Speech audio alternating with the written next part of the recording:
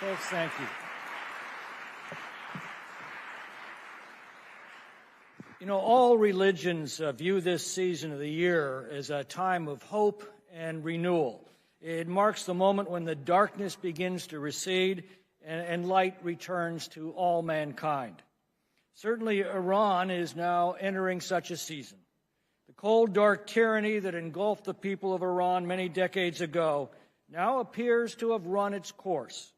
The terrorism that it practices upon its people is bringing their patience to an end. The terrorism that is unleashed upon the region is now collapsing. Gaza is in the final stages of liberation from Iran's proxy Hamas, as Syria has already been liberated from Iran's proxy of the Assad regime. Today, America has restored a strong and resolute president who has time and again shown his willingness to act against the Iranian dictatorship. And the difference is stark. The Obama and Biden administrations sent the mullahs cash on cargo planes. The Trump administration has sent them bombs to stop their maniacal quest for nuclear weapons. And this Congress stands by him.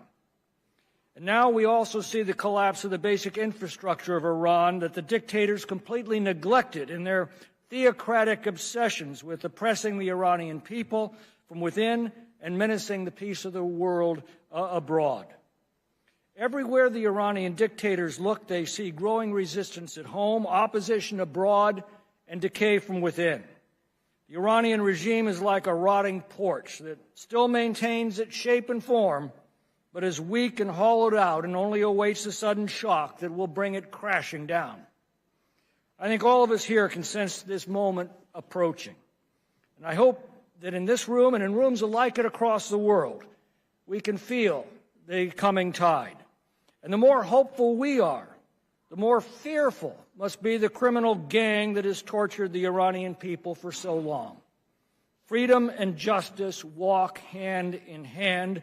Freedom for the Iranian people means justice for the Iranian dictators, and we can all sense that that day is fast approaching, and so can they. You've all worked so long and so hard for that day. I had thought it might have come this year, but certainly we're closer to it now than we have ever been before.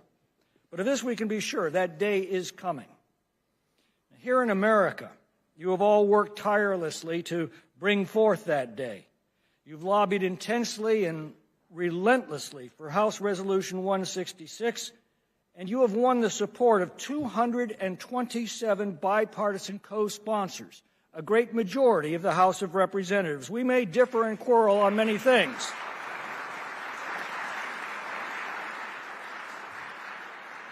But on this, we all agree. That resolution lays out a vision that the NCRI has put forward for a democratic, secular, and non-nuclear Iran. It defines a future for Iran, liberated from the shackles of theocracy and monarchy, a future where sovereignty will be restored to the people. It will be a place where fundamental human right to live free from a coercive state is accorded to every person, regardless of their gender or religion or race. And when that future arrives, soon, I believe, it will be celebrated not only in rooms like this around the world, but far more importantly, it will be celebrated in the streets of Tehran and in town squares across all of liberated and freed Iran.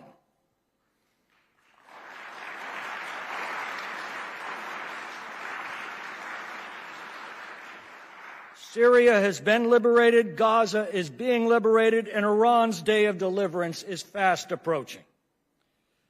Persia is one of the oldest civilizations in human history, and one of the proudest. The despotic outlaws that seized its government, tormented its people, threatened its neighbors, stole its riches, are but a fleeting, sorry, tawdry chapter in its long and storied history.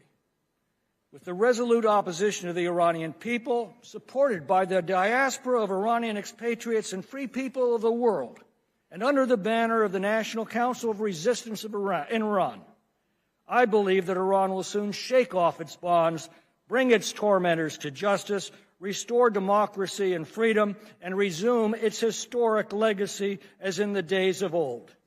As Madam Rajavi has said, the NCRI's objective is not to seize power, but to restore it to its rightful owners, the people of Iran. Ladies and gentlemen, in this season of hope and renewal for humanity, let us rededicate ourselves to achieving an era of hope and renewal for Iran and devote ourselves to the greatest of all celebrations to be held next year in Tehran.